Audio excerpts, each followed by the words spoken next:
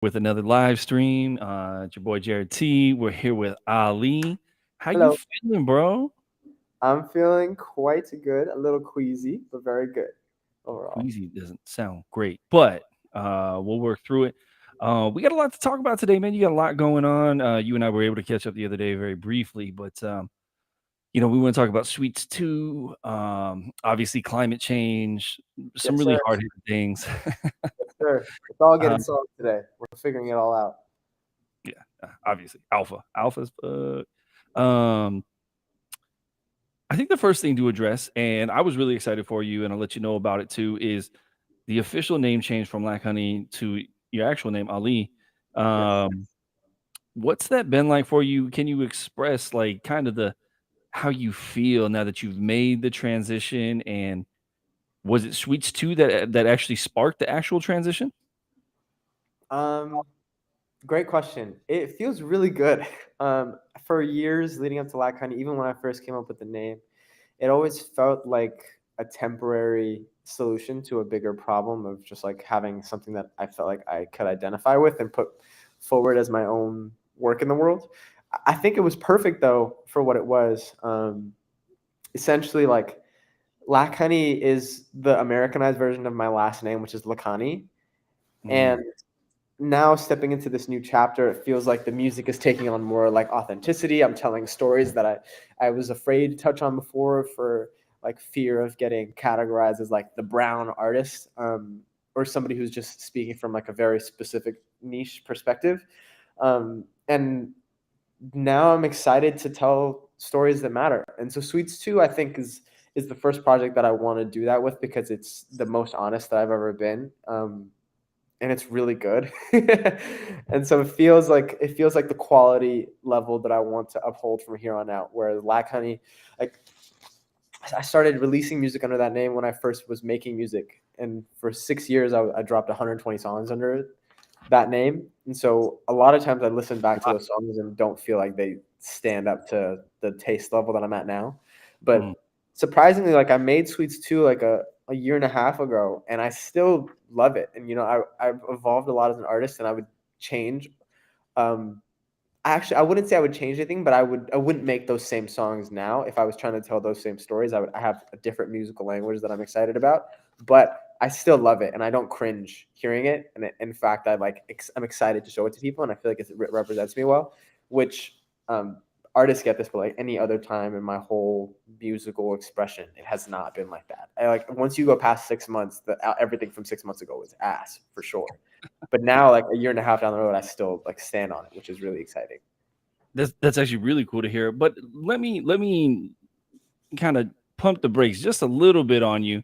Yeah, You're kind of poo-pooing the back catalog a little bit, and I just want to let everybody know, like for the record, fair enough. That's fair. it's solid, man. Like it's. I first found you on catalog. That's where I first heard of you. I liked what you had done on catalog, and then followed you along in the Web3 side. And for anybody that doesn't know, I guess we can call it Sweets One, first Sweets, whatever we Yeah, want to call it. sure. Uh, that came out on catalog, and that was the first time I'd seen anybody do a full album in 30-second clips for the records, right? And I Yeah. thought that was really cool. And for anybody that doesn't know, that sold for like 69 ETH. So Ollie's chilling now. Uh, W. got a big fat engagement ring, I'm sure. Yes, sir. Uh, I'm making her propose. Feminism 2023. Let's get it. I like that. Damn. If I could Yes, sir. travel back, that's what I'm doing. Yeah, right. Um, but let me ask you about this because you kept the same format for Sweets 2, and I like it. It's just, to be honest with you, one of the things I think that's really interesting about it for me personally as a listening experience, I always find myself wanting, like, there are some where I'm like, damn, I want more of that. And then, like, Yeah, maybe that was part of the intention, but like, how for did the sure. 30-second idea come to be? Yes, definitely part of the intention, and I feel that way too. Like I wish Florida was longer. Like even like as a fan going back to it, um, a lot of the songs are full songs that well, I wouldn't say a lot, but like a good quarter of the songs exist as full creations. Like Readjusting and Sorry, I already released as full songs on Sound, and in fact, Readjusting was my first drop on Sound, so that kind of shows you how long this has been in the works for me and how big of a deal it is to me personally.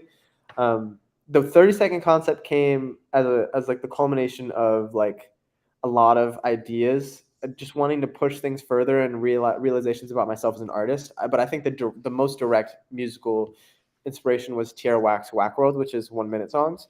And so it was really important to me when I did Sweets One that I reached out to her managers, Johnny and Kaneet, Tierra's managers, to get their to get their like co-sign on that project before I released it. And it was never anything public. The goal was never to like clout chase or anything like that. I just wanted to be like, look, this is an idea that came in a way from what y'all did, and so I just want to like let you know and get your blessing. And so they gave me that for Sweets One.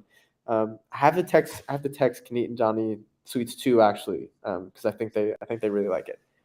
Nice. Well, so I guess the natural question for me next is, since these tend to be a part of maybe like I guess what we'll call like a full length track. So Sing Aloud is one of my favorite ones that you've done, and then the one on catalog versus the one that's on Sound Now are very different. Yes. When it comes to you selecting, like, do you know like right away, like you're like Sing Aloud, like I know what snippet that'll be, like what 30-second snippet that'll be, or is that like a taxing process? It's definitely not taxing. Like I try to go with my gut feeling every time on making the decisions if I already have a full song on what the Sweets version is going to be.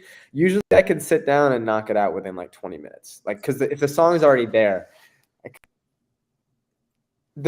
here's what matters, right? Is like sounding good and having it make sense for the plot. Sweets 2, I wrote in an unorthodox way. Most of the songs, other than the ones that I already made, happened within like a 2-week span. So like I would say like 9 of the songs just happened then, and I had like another 2 before, and readjusting came like months later on accident.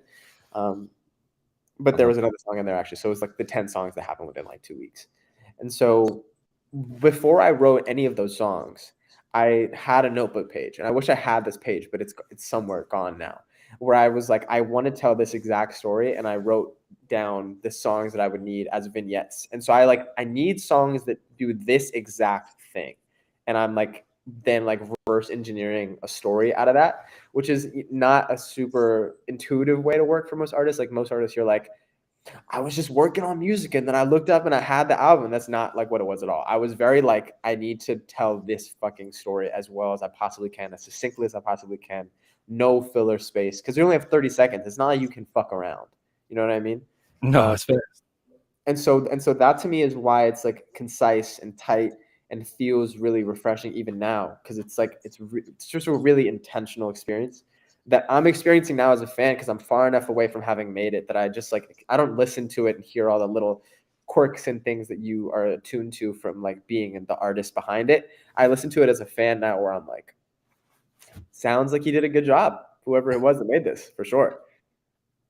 Love to hear that, man. So that's a really interesting point, because I think once you do get it removed from it, like it's like a new project again. Although there is probably like I've always wondered that too about artists, especially when people tour and then they end up doing like the same song like a million times. Like at a certain point, you got to get so sick of that song, I'm sure.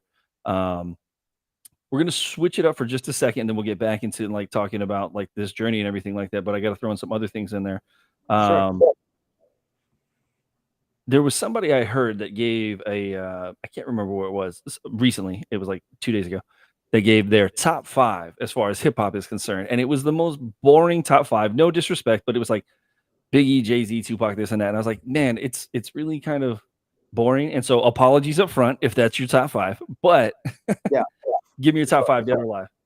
Well, I think like let's make the first spot like the obvious ones, where it's like there's like all those guys are just like Jay-Z, Kanye, Drake, J. Cole, Kendrick, like Biggie, Tupac, Nas, like everybody, number one spot, everybody. Number 2 through 4, not in any specific order. Smino is like up there for me. He's like fucking insane. Saba is fucked. Wait, I gotta go to my playlist. Wait, I'm gonna open Spotify real quick. I wanna give you good answers. Um, I like the Smino album from last year too. Smino So album is really good. Let's see who I got. I got. Hmm. not gonna lie, I haven't been listening to much rap lately. I've been listening to like fucking alternative, like indie, depressed ass music. Honestly, Frank is better at rapping than most rappers.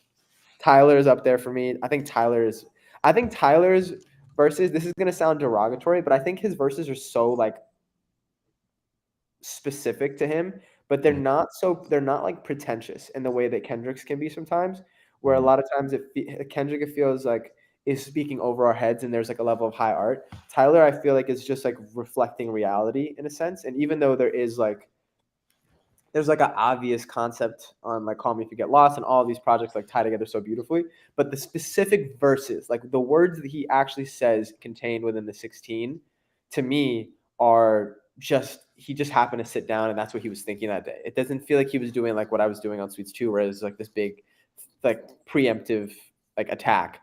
So Tyler was in there for me. I love Tyler and his new shit.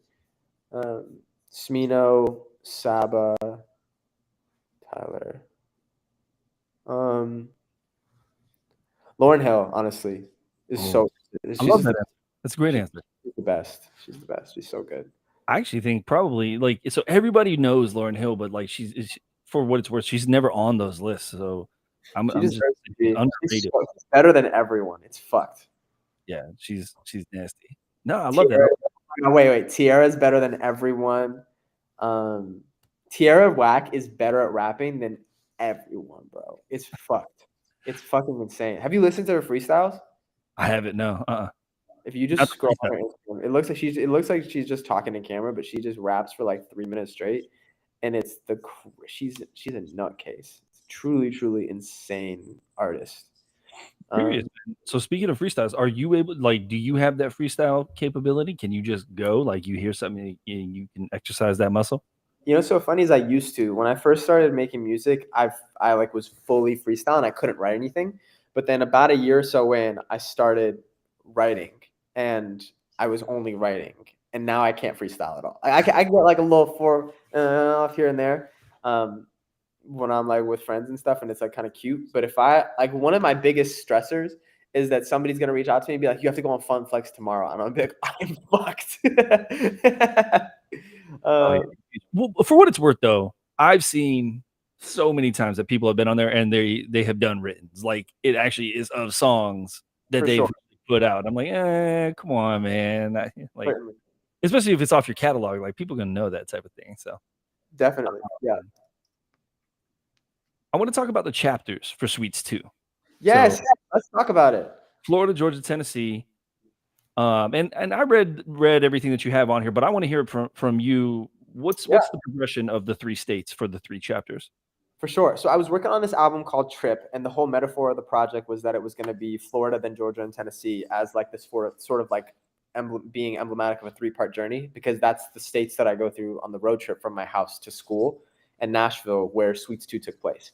And so the story of Sweets 2 like is necessary to discuss before we get into the chapters, which is I graduated school at the beginning of the pandemic in 2020 and came to the realization that I didn't want to pursue anything in my life other than music, and that music was my one true love, et cetera, et cetera. The thing that to me makes it like an interesting story is the family background and the immigrant side of this whole situation, because, you know, most people that look like me don't make music, and most people that look like me and make music don't make the kind of music that I make and I'm interested in making. And so just like there's a lot of pushback that comes from family when you do that. Like I've had conversations with my grandfather where they're like, "We didn't come to America for you to just like guess." Excuse me. We gave you the options, and you have to pick one of the options and go do that. And they're essentially like being a doctor, lawyer, engineer, like those are the options. And just like living the life as like the child of immigrants, you grow up kind of being indoctrinated with this idea. So Florida, Georgia, and Tennessee to me are the 3 stages towards like some sort of like mental liberation. Florida is like setting the story up. Like this is where I was at the beginning. So the first song is called 22. It's like what I was doing on my 22nd birthday. I was flying planes. Naive is the next one, where I was feeling like this naive sense of like optimism that like, okay, it's all going to work out. I see these arenas, they're singing my songs, like hallelujah, it's all going good. The third is Florida, which is kind of like the State of the Union. and that's why it's emblematic of the whole chapter, and that's why I gave it the chapter name. And so, Florida has like three parts within the 30. It's like within the 30-second song, there's three parts. Like each little stanza is like doing something different.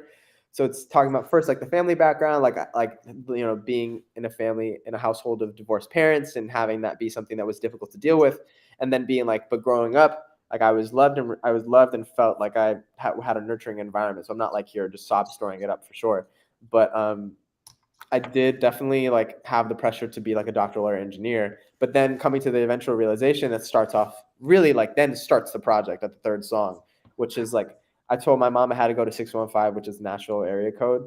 And I'm like meeting these artists and getting gassed up by these people and like feel like God is with me right now. Sing Aloud is the fourth, and that's kind of like it's a transition into the next chapter because it's like on the drive over, hoping like it's like me literally on the drive from my house in Florida into Georgia and Tennessee, like physically, not chapter wise, being like, I just wish that they would like love and accept me for what I want to do instead of like wishing that I was something else. That's Florida, and so that's the longest one that I'll let myself rant there. But like for Georgia, it's essentially like the middle area where I'm like dealing with these things, like feeling unseen, feeling like I'm having these bad days where I'm in the fetal position and being like, why don't they just like get it? Why is it so hard? And then Tennessee is essentially coming to a place of like understanding of like, okay, I have to accept and love where they're coming from and like empathize with their background as well, which was like something that I think I felt the whole time, but really was conscious of after a few key like conversations. One of which is contained within the song Nani. Like I was recording that song, and then my grandmother called me, and we talked for 2 hours, and then I just wrote our conversation into that song. And eventually, like we have readjusting at the end of it, whereas like, okay, I feel like I've grown up a lot and have changed a lot throughout the course of life, but specifically the year. Sweets 2 is a year long story. And now I have to readjust and figure out what comes next. That's the 3 chapters. I love it, man. I love it, and it's Might have skipped Tennessee, but you get it. yeah, well, it's really vulnerable too. So like, I would encourage everybody to. I've listened to the first 8 so far, and I think we're going live with Georgia like any minute now, right? 12 minutes. 12 minutes, it seems like. 12 minutes. So just to put it out there, whether whether you're listening now or listening to this after the fact, if you want to hear this music, go to sound.xyz, type in Ollie at the top, ALY, Or will come up. go to uli.works. Ooh, even better. There you go. That's the custom insight. Shout out Bonfire, where it's very like it's all intentionally laid out. All this information there, and you can mint all 4 songs from one location. All 8 songs now. And so you can hear it all there. You can see the story, just very similar to what we're being told right now. But show some support for your boy right here. I love that you're a big Lauryn Hill fan. That's gonna stick with me. The live album, I think it's the MTV one. Whenever I'm having like, so there's this song on Sweets 2 called Sorry. And it's talking about like being in the fetal position. It's like on my worst days, my eyes are vacant, whatever, just like feeling like as low as I possibly can get. And whenever I'm in those moments, I like play Fine Peace of Mind from Lauryn Hill's like live MTV album. It's like a 10-minute song. Yeah. And she like breaks down crying in the middle of it, and it just always is healing. She's the yeah. No, that's super dope. I do want to talk more about the mechanics of it too, but before we even get into that, I want to hop around with some other things. So I would say at this point you're a Web3 vet. I would say so. Yeah, you've been here for a minute, right? Like you're dropping music all over, like man. So you've done catalog, you've done sound, you've done loners, you've done chaos, you do campfire. I don't know if I'm missing anything in there, but describe what the experience has been like for you, because a lot of people on the outside looking in, they look at it and they're like, oh, Web3 is Web3 and blah blah blah, or NFTs and blah blah blah. But like, there's actually you being the chief example here. Obviously, there's people who are sitting here like doing good shit. So what's the experience been like for you being like immersed in it, and what's that look like to the outside? Probably the best example like is maybe from Sunny, right? You're saying like how Sunny feels about this whole thing? Sorry, 2 parts. One is how has it been for you being immersed in this, being a relatively new thing, and then 2 is like how has it been perceived on the outside from someone like maybe Sunny? Yeah, for sure. I think for me on the inside, it's just felt really exciting.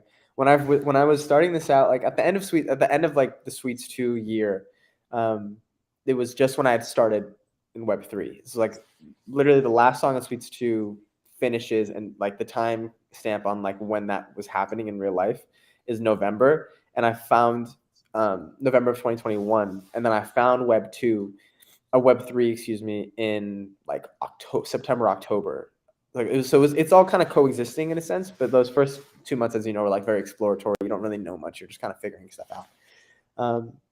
I would say that like it was a time where I was like at my absolute lowest. There were so many doubts on whether I was going to do music in the future, on what if I was just going to give up after like 8 years of pursuing it. Like I just figured I just like had no more gas in the engine at all. Like I really went through every emotion in that year alone. And then even in the year since, like 2022, the year after, has just been like picking myself back up and like strapping myself back in and being like, okay, I do want to go and I do want to make and I do want to explore. And that's why Suites 2 is taking so fucking long, because I had to like become a new artist to make this shit and I had to revitalize myself. And Web3, to answer the question, has been like the biggest part of why that's been possible. Like just the community and the people and the experiences, like getting to go anywhere from Florida, getting to go to like Malibu to do Daniel's writing camp, and then going to Loners to do the other writing camp in Joshua Tree, and fucking writing camps in New York and Basel, and meeting all these people and having it and feeling like we're meeting you at Zoratopia, where it feels like I'm already like family with all these people, feeling like I'm not alone, which is the biggest thing, because dropping songs like that for so long and not having them be successful. So many artists know what this feels like, but it's just like at a certain amount of time, you start to just think that you're crazy, and you start to just like accept that that's just reality, that music is just a lonely thing. And being involved in a community like Web3, or just in any musical community, you like realize that music is and always has been a communal experience. And so Web3, I would say, has like given me that feeling back and has given me like a lot of like really positive momentum and encouragement that has basically gotten me here. And also Suites 2, the music video and essentially the album, just would not be possible without the funding from Web3. Like it was a ModaDAO creative grant that paid for half the video, and then I paid for half of the video with my own like profits from like the last like 15 drops or so that I've been doing. And so Suites 2 like is really a Web3 native project. But it tells a story of my life right before World War III. So it's I don't know, it's kind of just like the perfect thing to start off a new chapter to me, the more I think about it. Love it, love it. And how's it been perceived like from the outside, like from either family or Sunny or whoever? Oh, for sure. They definitely like Sunny gets it now because she's like around me so much, and she like we talk about it a lot. So she like starting to use a lot of the terms. She was with me at NFT NYC, and she's like knows everybody that I talk to on a daily basis, at least by name, if not like having spoke to them herself. But everybody else is like, I don't know what you're doing, but you said you're making money. Okay, sounds good. So it's just that kind of thing. Yeah, that's actually funny that you say that too. So my wife's the same way. So like my wife's not in I the know web. we spoke about this before. Yeah, she's not in the Web3 side at all. But like now she hears me talking about stuff so much that she's like, oh yeah, I know this and I know that and blah blah blah. So She's like, "What's the floor price?" That's how you know. yeah. She's like, well, what are your profits? Yeah, right. Tired. One of the things that I found that was a little bit curious, this is gonna sound like maybe an oddball question. So I always like to look and see like on Spotify where people's listeners, like where they aggregate your listeners from. Yeah. The top city on your list is Denver. Is that true? Yeah. I'm not gonna lie, I haven't looked at my Spotify stats in like a year and a half. Let me pull this shit up right now. So it's Denver and LA, Seattle, Chicago, and then Sydney, Australia. Really?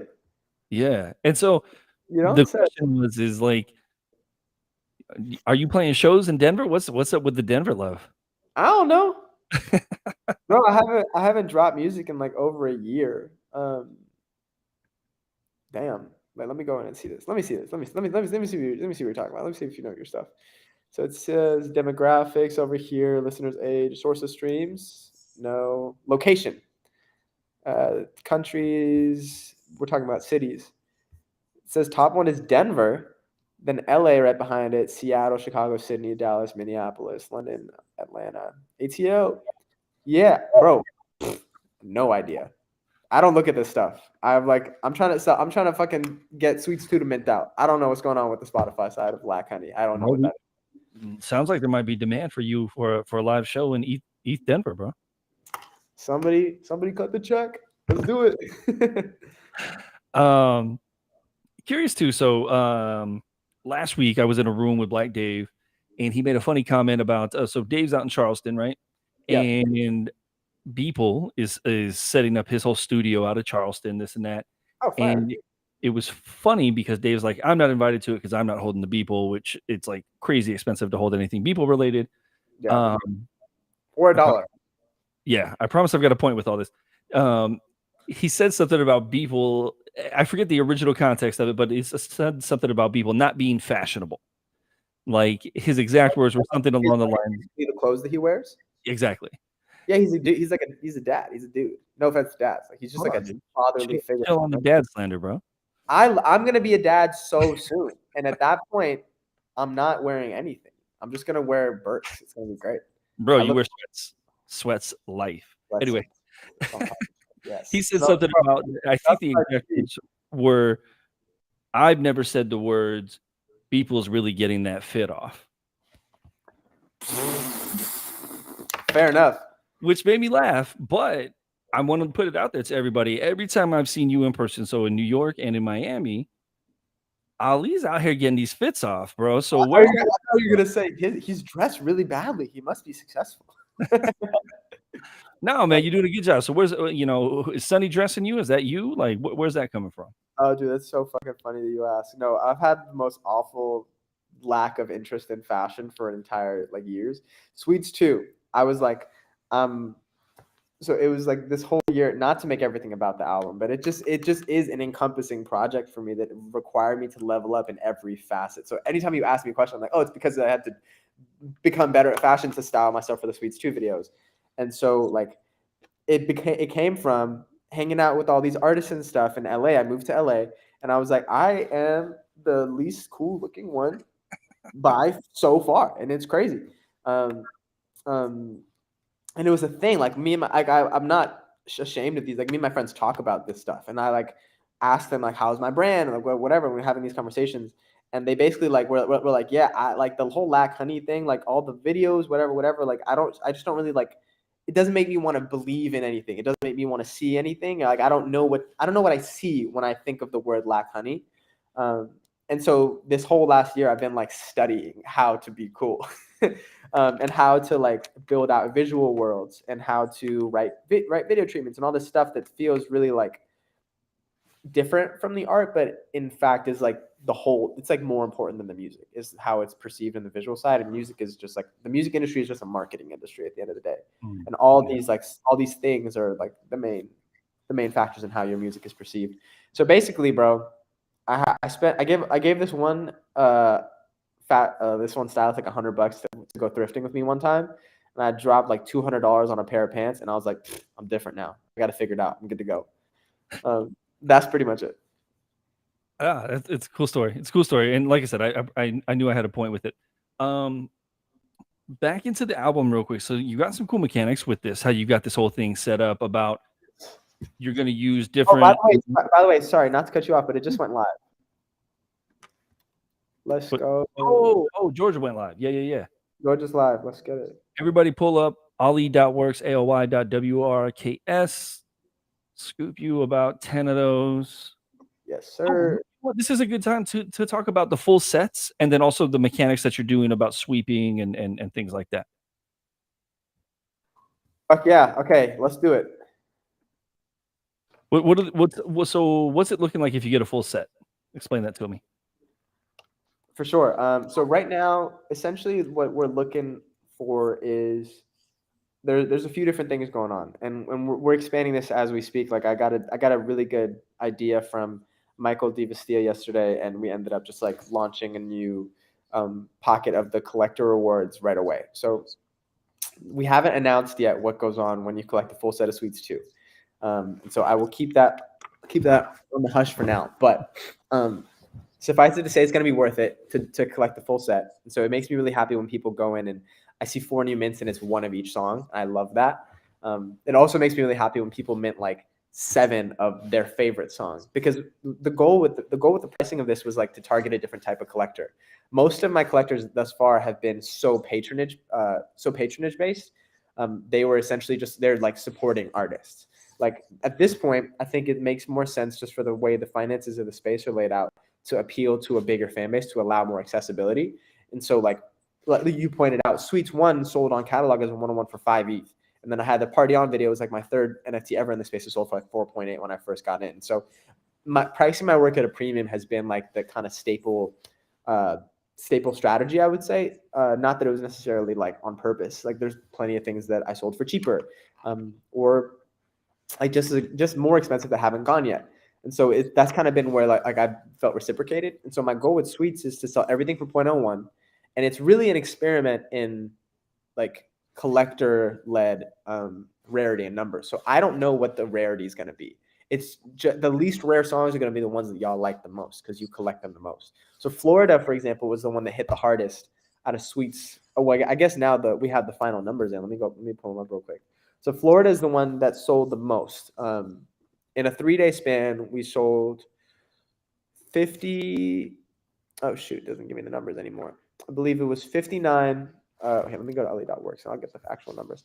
It was 59 of Sing Aloud. It was 67 of Naive, 69 of 20, and 76 of Florida. And so that tells me the Florida was hitting the hardest. But then what's really interesting is the flip that happens there is like that was one that people liked the most, and now the one that got collected the least, which is Sing Aloud, is now the most rare. And so there is like a really like interesting interplay of like appreciation versus rarity as far as that goes. Am I missing a part of your question?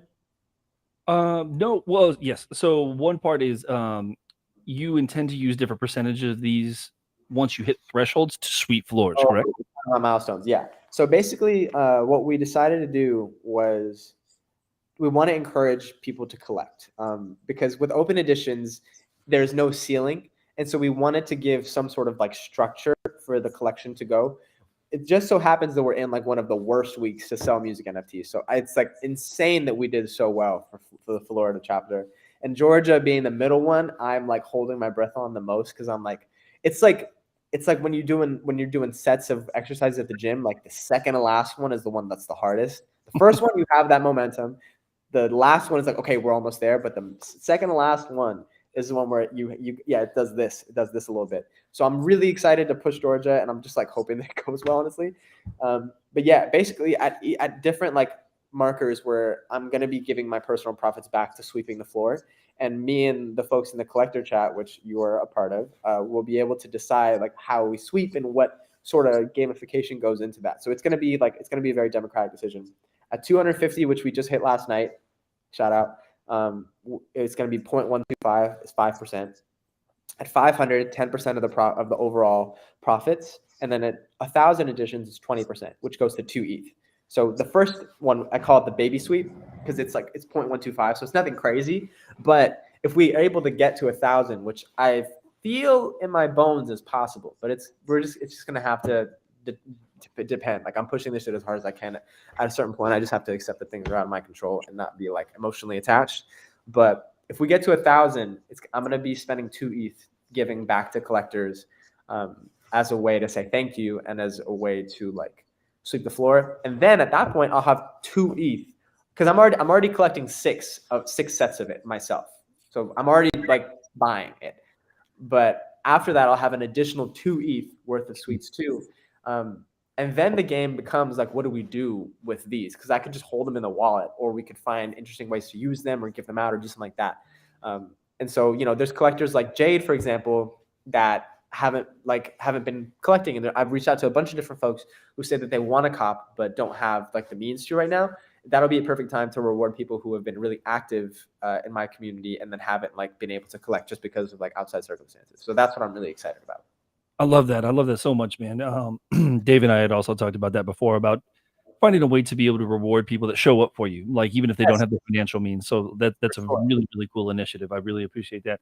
And to put my own bags here shortly, I bought 2 single outs, so I have 2 of the most rare ones. So Yes, sir. Thank you, man. Thank you so much for supporting me like throughout all the shit and like outside of just like being on this podcast and stuff. Like, thank you so much. I've been telling you this from our first conversation, but like you show up so consistently and in such a unique way for so many artists within the space, and we're really lucky to have you, bro. For real. thank you, man. I appreciate you too.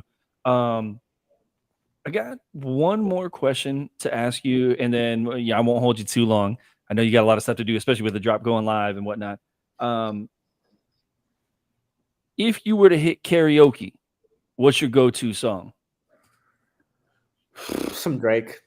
I don't know. Some I'm Drake. probably, you know what I'm going. Drake's the best. I'm probably gonna go with like Rich Flex. You know what I did, bro? So I hadn't performed for 2 years. I used to perform. I had a band. They're like my brothers, and we would perform all the time. Like we opened for 21 Savage. It was like a whole thing back in the day. But since the pandemic, I hadn't performed at all. And so at Art Basel, at Wave Room, they had me out to perform with 2 days' notice. And so I was nervous as fuck. Um, and so I put the set together. I show up at the day of, and I'm like, I'm not one of those artists that like gets on stage and like feels better. I'm one of the artists that gets on stage and then gets more in my head and it just downward spirals. So I was like, okay, I have to unlock right now, or it's just not going to work before I go on. So I go to the guys who are on Ox. I'm like, look, I need you to play Rich Flex and Major Distribution by Drake right now. They're like, you're supposed to go on right now. I'm like, I'll cut the set at 5 minutes. You just to keep us on time, but you have to play these 2 songs. And they're like, okay. And so they play the songs, and I start sprinting, like running as fast as I can throughout the crowd, like aggressively rapping at everybody. And that like just suicides and rapping at the same time. Drake healed me. Drake is a healing spiritual. So anyway, probably just some Drake, whatever. Okay. Literally any Drake song, and I'll be like, Major Distribution at my label. See, I'm going already. Here we go. There we go. Yeah. What would Sunny do? What would Sunny do? Sunny be out there singing Drake with me. If she had to pick one, like her favorite artists are Daniel Caesar and Ye. So she's probably gonna go some Ye or some Daniel Caesar. It's either way. Daniel Caesar strong. I like that. I like that a lot. She's some of the deep cuts though. Like her favorite album is Case Studies.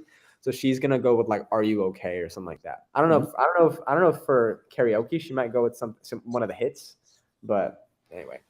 Love it. We're gonna have to hear that one of these times. But I want to encourage everybody again. Well, first and foremost, thank you anybody for tunes in now or after the fact. We really appreciate you coming through and listening to the whole story. Sweets 2 is live. Chapter 2 went live during this discussion. Go to ali.works, ALY.works. Listen to the music. If you're feeling it, pick you one up. If you're feeling all of it, pick all 4 up. Pick however many up you can. Even if you can't, get involved with the community, retweets, things like that. Ali's out here taking care of folks. Man, I appreciate you so much for coming through, and I want to leave the floor with you to say whatever you want to say. Sweets 2 is live right now. Oh, after this, I'm going live on the 402. We're doing a mint party and listening session. I'm going to be playing the music video for Sweets 2. I'm going to be talking to people, and we're going to have the capability to mint directly from the stream. So anybody who's watching, give me 5-10 minutes after this. I got to pee. I got to set some things up, and then we'll be going live with the 402 to celebrate Georgia. Awesome, man. Appreciate you. Everybody, thank you again. Peace.